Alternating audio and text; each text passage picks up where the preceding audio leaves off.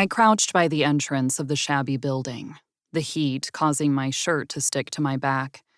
The cracked pavement of the deserted parking lot emitted that baked-in-the-sun sort of smell. When I tried the doorknob, the door was unlocked. I pulled it open wide enough to slip silently inside. The aromas of cigarette ash, stale beer, and faded perfume surrounded me. There was another scent, too, something more primal and musky. In another life, getting good marks on school exams or work evaluations meant something to me. I wasn't that person anymore. But tonight, I was taking a different kind of test that I wanted to ace. It would prove I could control the deadly creature living inside my body, that I wasn't a mindless monster. Within seconds, my eyes adjusted to the darkened interior. A buzzing neon sign, the only light source in the room, cast a halo onto the bar. Outlines of low tables, worn sofas, lounge chairs, and mismatched lamps solidified within my heightened field of vision. I let my breath out slowly and moved deeper into the room. I crept along the left wall, ensuring one side of my body was protected from attack. I'd crossed the lot to the building undetected, and this room was the last stretch of the test. Compared to previous attempts, it all seemed too easy. My muscles tightened and twitched from the doubt and anxiety crowding my mind. What was the catch? I paused, trembling, to inhale through my nose and slowly exhale again.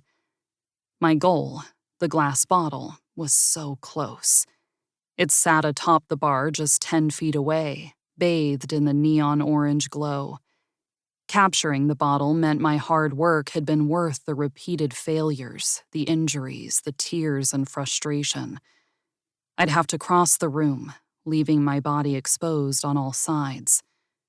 I scanned the area, scenting the air and straining to hear any disturbance. Still nothing. I invited my inner wolf closer to the surface of my consciousness to share this space with me. Maintaining control of her was necessary, and a skill I'd honed for months. That goddamn bottle would finally be ours tonight. My upper body remained motionless as I gathered my feet underneath me like a coiled spring. Warm energy charged the muscles of my legs. The joints in my fingers ached and enlarged as my fingers lengthened. Mercilessly chewed fingernails thickened and grew pointed. My body lowered further, and my claws rested lightly in front of me on the worn floor. I was a runner at the blocks, making the last adjustments to my position before I made my move. I saw it then, the source of that earthy scent, as an ever so slight shift in the deep shadow to my left. I was found. It was now or never. I feigned forward, and a figure leaped from the shadows. The man-sized silhouette landed, his combat boot striking the floor where my body would have been. I slashed at him with my claws, hoping to dispatch my opponent before he could engage me. The man spun out of my reach and turned glowing copper-colored eyes on me. A low growl erupted from his throat as he bared pointed canines. He stood between me and my prize. I maintained eye contact with him so I didn't broadcast my next move. Now I had to decide what that move would be. I threw one punch and another, which he effortlessly dodged. The man lunged at me, and his claws latched into the flesh at the back of my neck.